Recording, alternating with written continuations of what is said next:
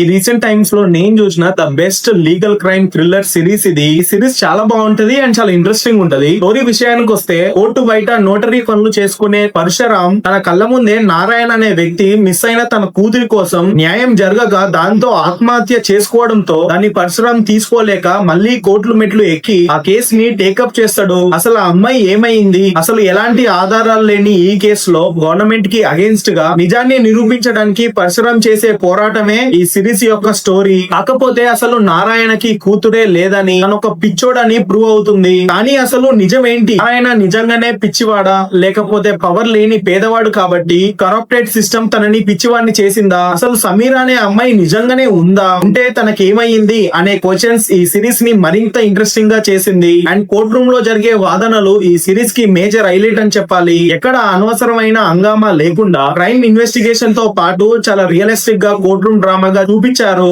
ఈ సిరీస్ పేరు objection my lord. ఈ సిరీస్ 7 ఎపిసోడ్స్ తో G5 లో స్ట్రీమింగ్ అవుతుంది. సో మీరు అస్సలు మిస్ అవ్వకండి.